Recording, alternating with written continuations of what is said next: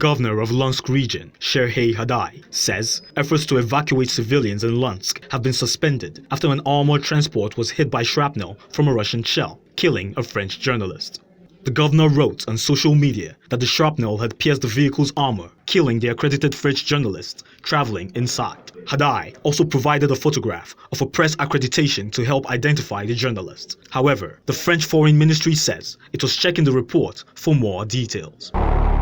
German Chancellor Olaf Scholz says he expects the European Union to reach consensus on an oil embargo against Russia, but did not give a time frame when it might happen. He said this at an interview with reporters as he arrived at an EU summit in Brussels for talks on the next round of sanctions for Russia. The Chancellor also announced that there will be a constitutional majority in the German parliament to create a special fund of 100 billion euros to better equip the German military. The trial of 4 Sudanese protesters accused of killing a police officer has begun, with the defendants pleading not guilty to the charges. The men, accused of fatally stabbing a police brigadier general in January, entered the courtroom in Khartoum amid anti-military demonstrations and a heavy police presence. Sudan has witnessed weekly mass demonstrations since a military coup in October, and the defendants have become emblems of the protest movement.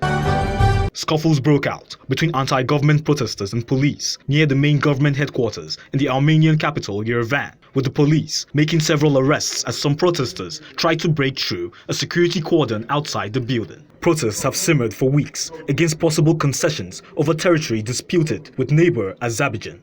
Anger has intensified on the streets after Armenian Prime Minister Nikol Pashinyan said the international community wanted Armenia to, quote, lower the bar on its claims to the disputed Nagorno-Karabakh region. And finally, Egypt's Ministry of Tourism and Antiquities says archaeologists working near Cairo have uncovered hundreds of ancient Egyptian coffins and bronze statues of deities dated to about 500 BC. The discovery at a cemetery in Saqqara contains statues of the gods Anubis, Amun, Osiris, Isis, Bastet, among others, along with a headless statue of the architect Imhotep who built the Saqqara pyramid. The coffins and some of the other artifacts will be transferred for display at the Grand Egyptian Museum under construction near the Great Pyramids of Giza, which is due to open later this year. And that's it on Global Tidbits.